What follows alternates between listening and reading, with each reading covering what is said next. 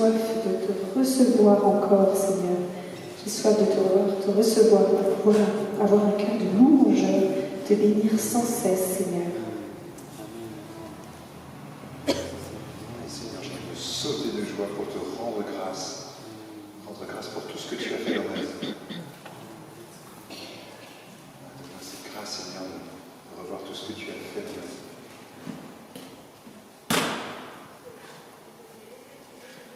Seigneur, nous voulons continuer à te louer et élever ton sang, chanter ta gloire, crier de joie pour notre Seigneur.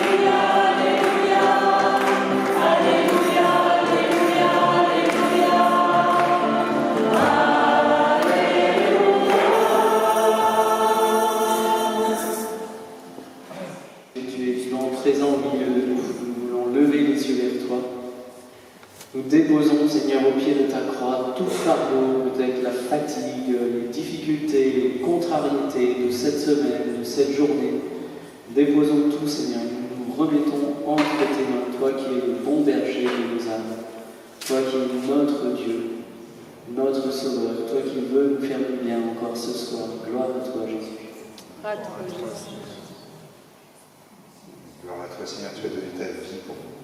Tu as vaincu la mort. Tu as racheté nos péchés. Louange à toi, Seigneur. Gloire à toi, Seigneur. Je veux complètement me donner à toi, Seigneur, ce soir. Car tu veux faire de magnifiques choses pour moi maintenant, ce soir. Et j'ai l'image d'une énorme boule de feu qui vient sur nous. Elle est absolument gigantesque. Donc l'Esprit Saint est puissant. Il est présent ce soir. Il attend qu'une seule chose, c'est se déverser sur nous. Amen, Seigneur, pour tout ce que tu vas nous donner. Amen, Seigneur. Amen, Seigneur.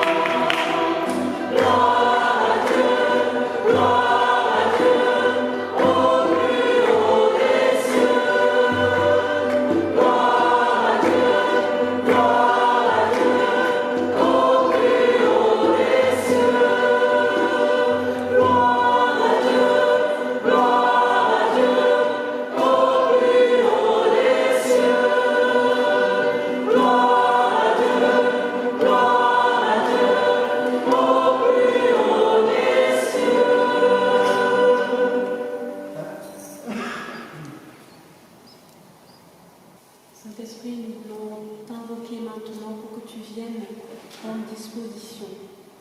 Tu viennes maintenant ouvrir nos oreilles, nos cœurs pour t'écouter.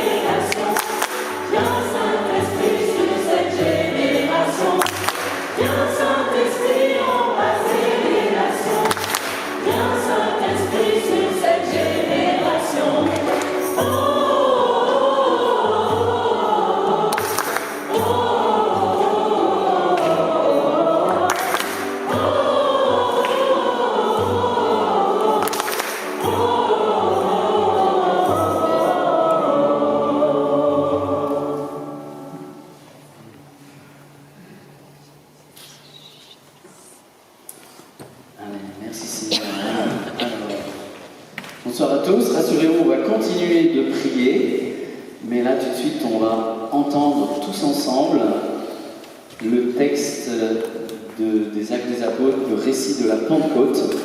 Vous voyez, on a mis cette magnifique icône de la Pentecôte. On est toujours dans ce qu'on appelait l'octave de la Pentecôte, dans cet élan de la Pentecôte. Voilà, donc c'est aujourd'hui. Le jour de la Pentecôte étant arrivé, ils se trouvaient tous ensemble dans un même lieu. Quand tout à coup vint du ciel un bruit tel que celui d'un violent coup de vent qui remplit toute la maison où ils se tenaient. Ils virent apparaître des langues qu'on eût dites de feu. Elles se partageaient, il s'en posa une sur chacun d'eux.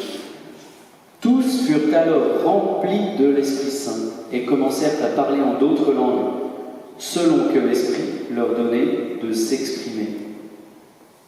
Or, il y avait demeurant en Jérusalem des hommes dévots de toutes les nations qui sont sous le ciel. Au bruit qui se produisit, la multitude se rassembla et fut confondue. Chacun les entendait parler en sa propre langue. Ils étaient stupéfaits et tout étonnés, ils disaient : ces hommes qui parlent ne sont-ils pas tous galiléens ? Comment se fait-il alors que chacun de nous les entend dans sa propre langue maternelle ?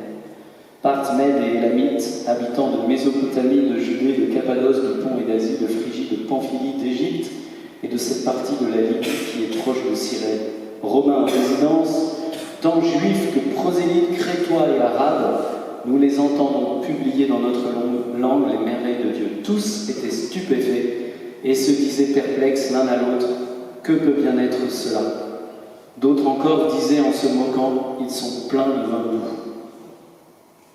Pierre alors, debout avec les 11, éleva la voix et leur adressa ces mots : Hommes de Judée, et vous tous qui résidez à Jérusalem, apprenez ceci, prêtez l'oreille à mes paroles. Non, ces gens ne sont pas ivres comme vous le supposez, ce n'est d'ailleurs que la 3e heure du jour. Mais c'est bien ce qu'a dit le prophète : il se fera dans les derniers jours, dit Dieu, que je répandrai de mon esprit sur toute chair. Alors vos fils et vos filles prophétiseront, vos jeunes gens auront des visions et vos vieillards des songes. Et moi, sur mes serviteurs et sur mes servantes, je répandrai de mon esprit. Et quiconque invoquera alors le nom du Seigneur Jésus sera sauvé. Et Pierre continue plus loin. Dieu l'a ressuscité, ce Jésus, nous en sommes tous témoins. Et maintenant, exalté par la droite de Dieu, il a reçu du Père l'Esprit Saint, objet de la promesse, et il l'a répandu. C'est là ce que vous voyez et entendez. Acclamons la parole de Dieu. Gloire à toi, Seigneur Jésus. Voilà. Pendant les prochains jours, ça vaut le coup de regarder les vidéos précédentes, parce que vous allez quand même apprendre des choses sur le Saint-Esprit. Donc je vous rappelle un peu où on en est. La première veillée, c'était approfondir ce thème. Qui est le Saint-Esprit? Qu'est-ce qu'il fait finalement? C'est quoi sa mission? Qu'est-ce qu'il fait concrètement dans nos vies? Deuxième veillée, c'était comment accueillir le Saint-Esprit, comment être rempli du Saint-Esprit. Et on a vu qu'à chaque fois, qu'en fait, finalement, la vocation chrétienne, c'est d'être rempli du Saint-Esprit. Saint Paul dira, c'est un peu le leitmotiv de ce parcours Saint-Esprit. Il dit dans la lettre aux Éphésiens, soyez continuellement remplis du Saint-Esprit. Donc voilà, c'est pas juste un temps fort pour se faire chaud au cœur, etc. C'est la vie chrétienne normale, c'est d'être rempli du Saint-Esprit. Et comme on le disait, dans les Actes des Apôtres, on voit que tout au long du livre des Actes des Apôtres, sans cesse, les apôtres, dès qu'ils arrivent quelque part, qu'il y a des nouveaux croyants, ils leur parlent de l'effusion du Saint-Esprit. Ils leur disent, est-ce que vous avez reçu le Saint-Esprit quand vous êtes devenus croyants? Parfois, certains disent, on ne savait même pas qu'il y avait un Saint-Esprit. Ou non, on a seulement été baptisé au nom du Seigneur Jésus. À ce moment-là, il leur impose les mains pour qu'ils reçoivent le Saint-Esprit. Voilà. Et le Saint-Esprit est donné. Et donc, la dernière fois, on a vu à juste titre, petit rappel, que bien sûr, nous avons tout reçu au baptême et à la confirmation. Donc, je vous rappelais ce passage du catéchisme de l'Église catholique qui nous dit, numéro 1302, l'effet du sacrement de confirmation, c'est l'effusion plénière du Saint-Esprit tel que les apôtres l'ont reçu à la Pentecôte. Voilà. Vous pouvez l'écrire en gros dans la salle de bain quand vous brossez les dents pour vous rappeler l'effet du sacrement de confirmation. Donc, d'ailleurs, si parmi nous certains ne sont pas encore confirmés, il n'y a pas d'âge pour demander, bien sûr, d'être confirmé. Mais si on est confirmé, vous savez qu'on s'est dit la dernière fois justement, eh bien qu'un sacrement, certes, on a tout reçu au baptême à la confirmation, mais parfois c'est comme un cadeau magnifique qu'on a reçu, mais qu'on n'a jamais déballé, ou qu'on n'a pas complètement déballé. On disait le Saint-Esprit, parfois on en vit dans nos vies à 5%, à 10%, à 50%, à 60%. Et donc il y a de la nouveauté. Le Saint-Esprit veut faire des choses nouvelles. Et c'est bien pour ça qu'on célèbre chaque année la Pentecôte. L'Église nous invite à célébrer la Pentecôte, où on prie pour que le Seigneur renouvelle les merveilles de la Pentecôte, nous renouvelle dans la puissance de l'Esprit Saint. On s'est dit aussi la dernière fois qu'on ne reçoit pas comme un camion-citerne de Saint-Esprit, une réserve de Saint-Esprit qu'on aurait pour tout le restant de notre vie. À économiser, vous savez, il ne faudrait pas y aller trop fort avec le Saint-Esprit, parce que des fois, on n'en est plus à la fin. Mais non, c'est un don que Dieu veut sans cesse renouveler en nous, pourvu que nous lui demandions, que nous allions puiser à la source. Jésus dira en Jean 7, verset 37, « Si quelqu'un a soif, qu'il vienne à moi et qu'il boive, celui qui croit en moi. » Et Jean ajoute, il parlait de l'Esprit Saint. Il n'y avait pas encore d'Esprit parce que Jésus n'avait pas été glorifié. Et pour nous, nous vivons justement dans ces temps qui sont les derniers, comme dit Pierre. Depuis le jour de la Pentecôte, vous savez qu'on est dans les derniers temps, en fait.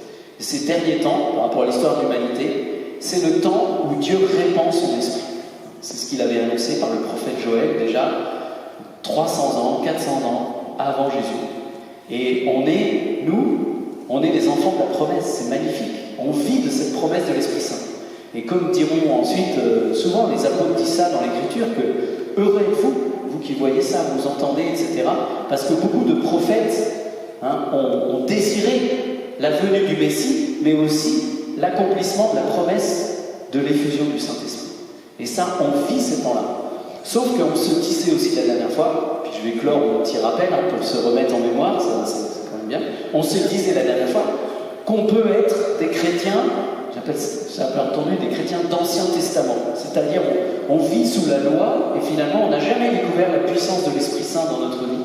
Et on disait, avec Jésus, il y a une loi nouvelle d'amour que Dieu vient graver en nos cœurs par son Esprit.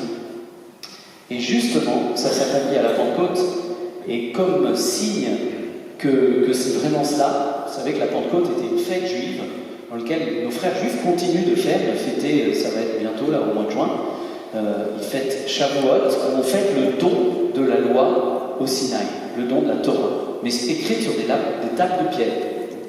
Et justement, pour comme signe que la Pentecôte chrétienne, c'est justement Jésus qui vient accomplir ça, en nous donnant son esprit et en gravant sa loi d'amour, non plus sur des tables de pierre, étant nos cœurs, en nous donnant son esprit d'amour. Et saint Paul dira qu'entre de telles choses, il n'y a plus de loi. Et saint Augustin dira la mesure d'aimer, c'est aimer sans mesure. Voilà. C'est ce que Jésus veut, qu'on soit rempli de son esprit, donc rempli d'amour, et qu'on soit les témoins de Jésus dans la puissance de l'esprit. Mais sans l'Esprit Saint, tout ça, c'est impossible. On vit des chrétiens à la rame, quoi. On rame, et c'est pas drôle, et on a l'impression que être chrétien, c'est plein d'interdits à respecter, de la loi, et puis souvent on voit bien qu'on n'y arrive pas. Alors qu'être chrétien, c'est vivre dans le souffle de l'esprit. Dans le souffle de l'esprit. Voilà. Je vois le Père Donald qui arrive dans le souffle de l'esprit, c'est magnifique. Il va pouvoir aussi donner le sacrement du pardon. Le Père Joseph a déjà commencé. Je rappelle, pour ceux qui n'avaient pas eu le temps de se confesser la dernière fois, ça sera possible aussi tout au long de la soirée. Merci Seigneur pour les prêtres qui nous donnent. Voilà. Donc, une vie chrétienne dans le souffle de l'esprit. Quand est-ce que ça s'accomplit ?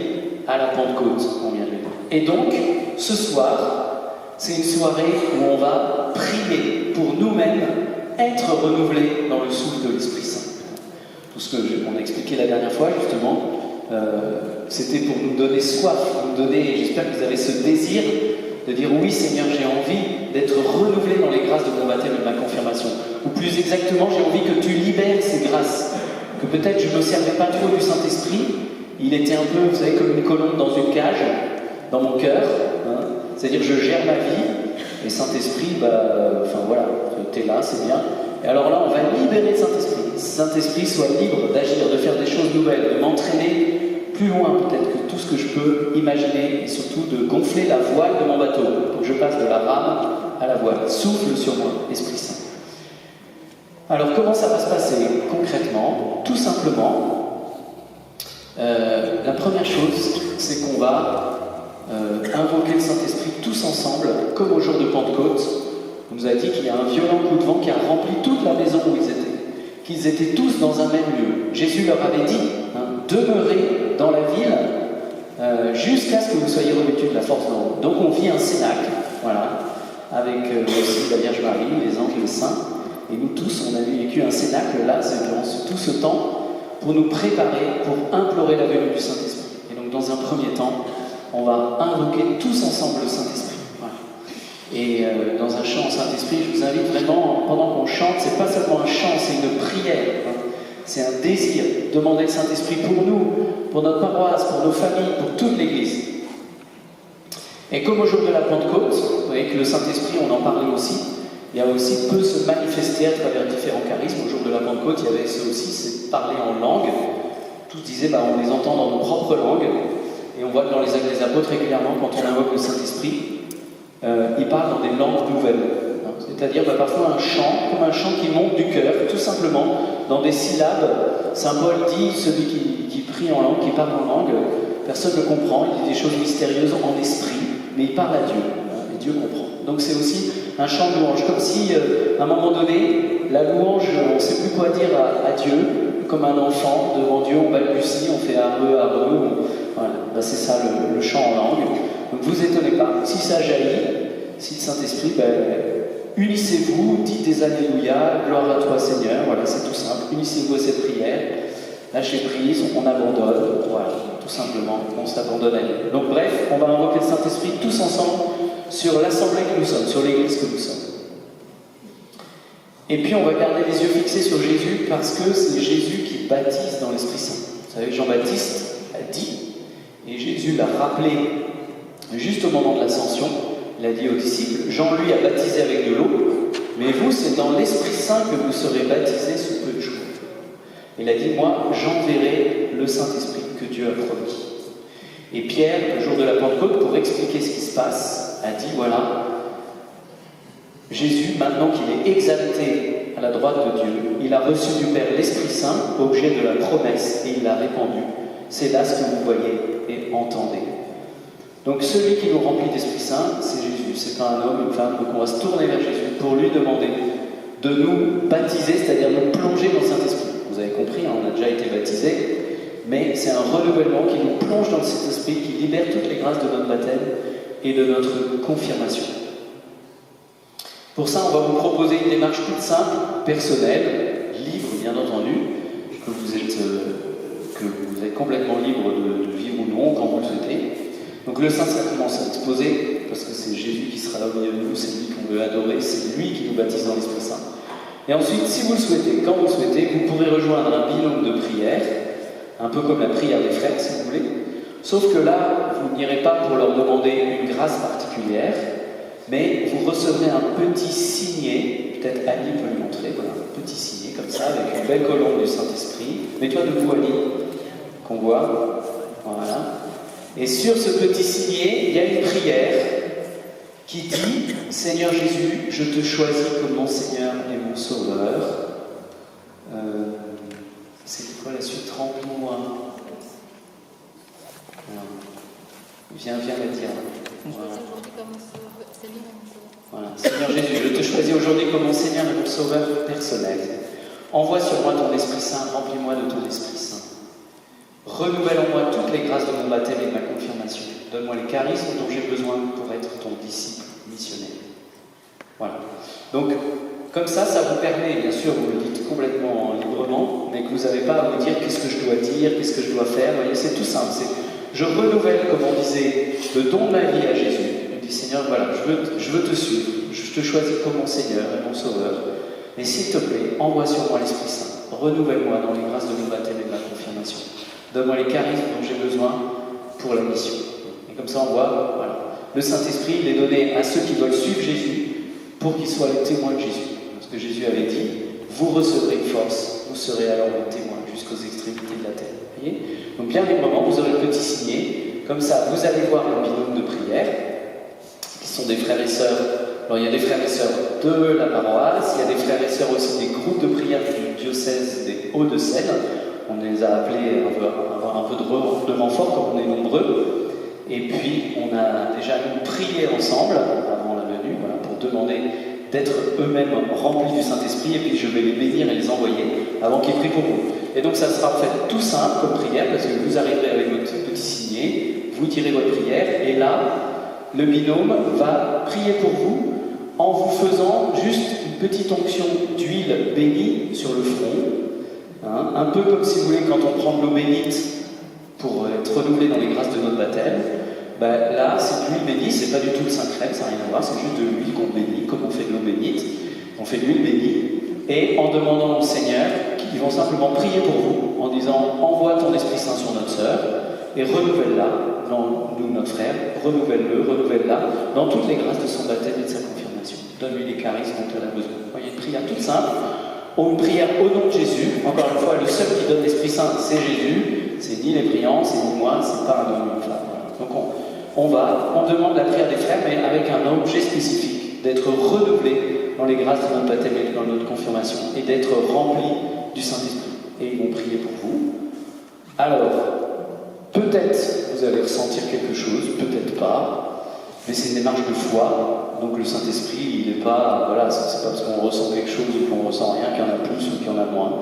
C'est une démarche de foi, parce que Jésus lui-même a dit, vous savez dans Luc au chapitre 10, demandez et vous recevrez, et il a dit, vous qui êtes mauvais, vous savez donner des bonnes choses à vos enfants, combien plus Dieu le Père donnera l'Esprit Saint à ceux qui le lui demandent. Vous voyez, ça c'est le verset incroyable. Combien plus Dieu, le Père, donnera l'Esprit Saint à ceux qui le lui demandent. Donc, on est sûr que c'est la prière qui est toujours exaucée. Parce que Jésus dit, si votre enfant vous demande un pain ou un poisson, vous ne lui donnerez pas un scorpion ou un serpent.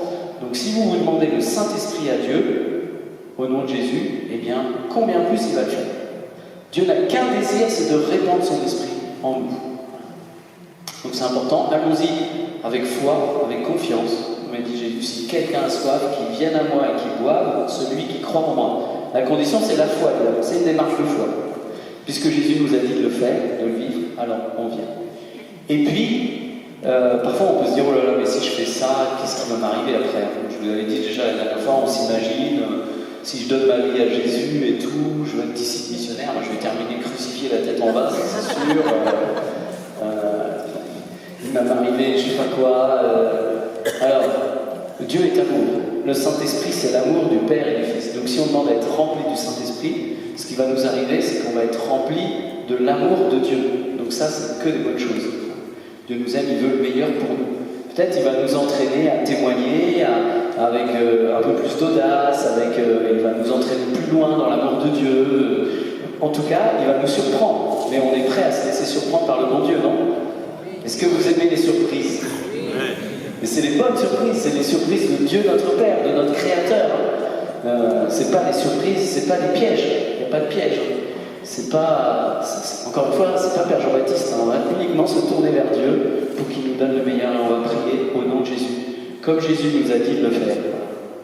Alors,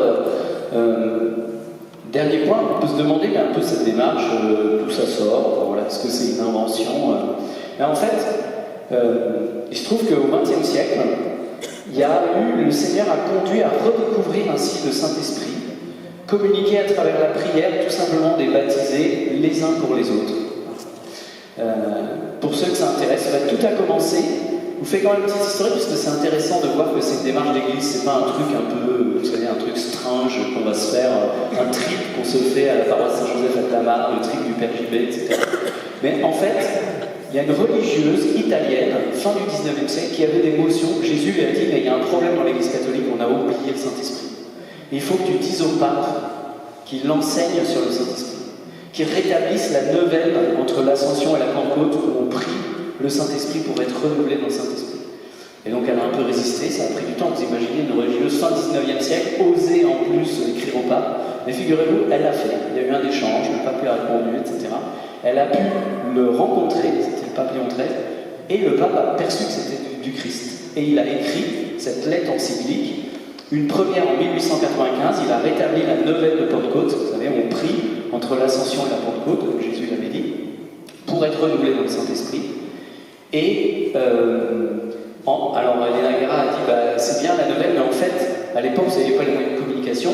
En fait, personne ne fait quoi, ça marche pas. Il faut que vous fassiez un enseignement sur le Saint-Esprit. Donc le pape a fait une encyclique en 1897 sur le Saint-Esprit, Léon XIII, vous pourrez aller vérifier, tout ça est tout à fait juste. Ça marchait encore moyen.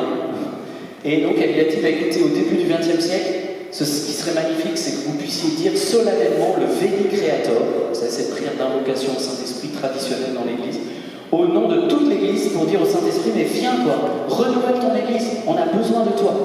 Vive cette démarche qu'on fait ce soir. Donc le pape l'a fait.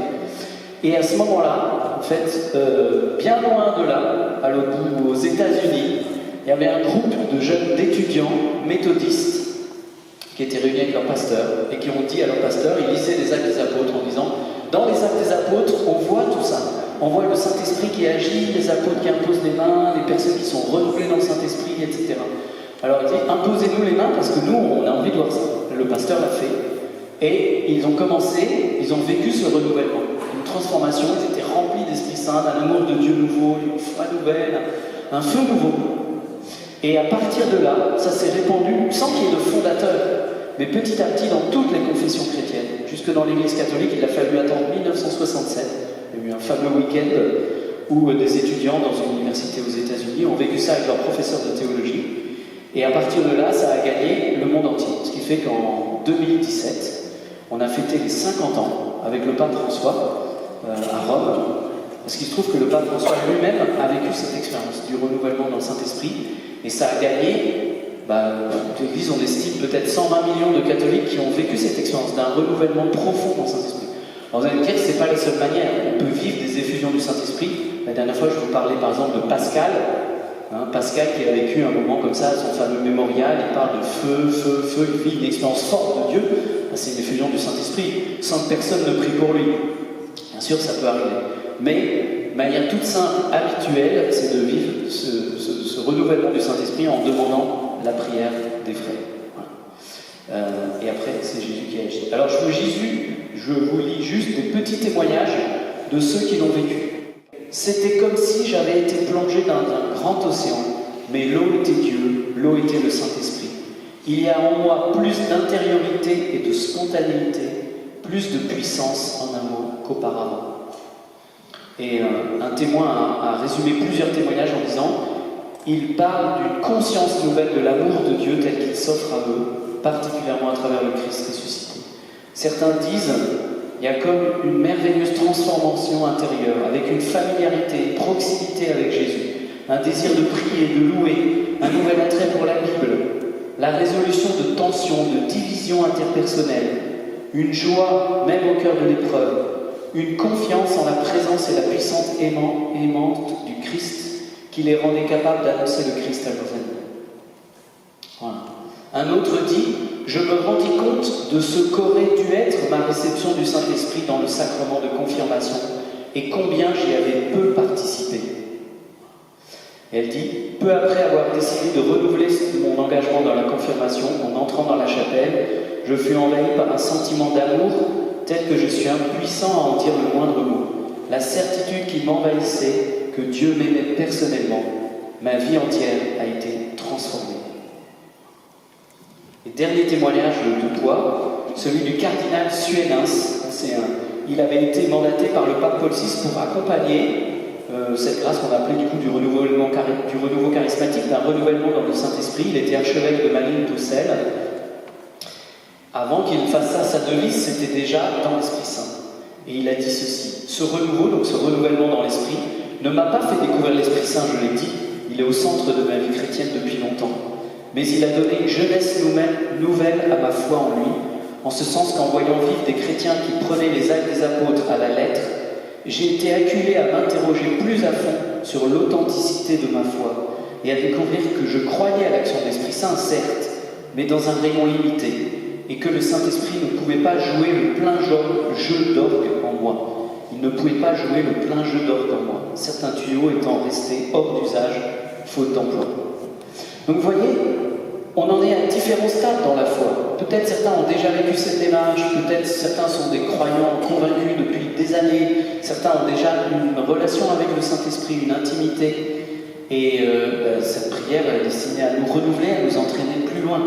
Peut-être on découvre tout ça. Eh bien, le Seigneur veut aussi nous bénir et nous baptiser, nous plonger dans le Saint-Esprit. Vous voyez, la seule condition, Jésus n'a pas dit combien plus le Père va donner l'Esprit Saint à ceux qui, à la limite, se sont très bien préparés, ont pris le soin de faire ci et de faire ça, ou à ceux qui sont des grands croyants, etc. Il dit à ceux qui le lui demandent. Donc voilà, je vais m'arrêter là, mais ce soir, frères et sœurs, ayons foi, ayons confiance que Jésus veut nous renouveler dans la puissance de l'Esprit Saint, veut faire des choses nouvelles dans nos vies par son esprit d'amour. Il veut nous remplir d'Esprit Saint. Il veut que notre vie chrétienne soit belle, qu'elle soit rayonnante, qu'on passe des rames à la voile. Et donc demandons, parce que Dieu veut tout faire pour nous, mais il ne le fait pas sans nous, il respecte notre liberté. Donc on est complètement libre de venir et de demander. Et comme il a dit aussi à Sainte Catherine de Sienne, je vous rappelle ça, fais-toi capacité, je me ferai torrent. Tu viens avec un dé à coudre, Dieu le remplit. Tu viens avec un seau, Dieu le remplit. Tu viens avec un canon citerne, Dieu le remplit.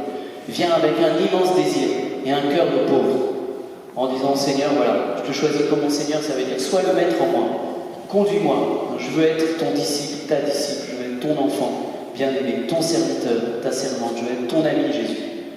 Remplis-moi de ton Esprit Saint. Amen. Amen. Voilà. Et bien donc, on va commencer à prier tous ensemble, comme je vous l'ai dit, tous ensemble, on va invoquer le Saint-Esprit comme dans un grand cénacle. Et ensuite, j'introduirai quand on passera à la deuxième partie.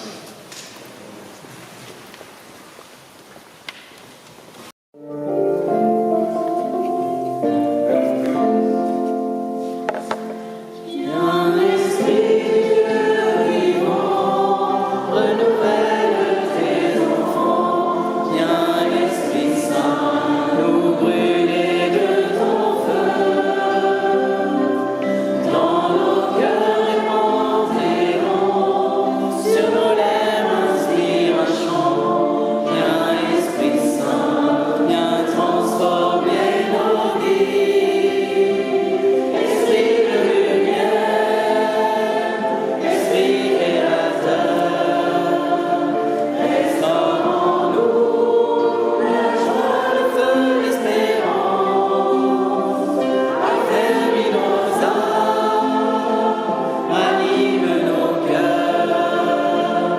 beauté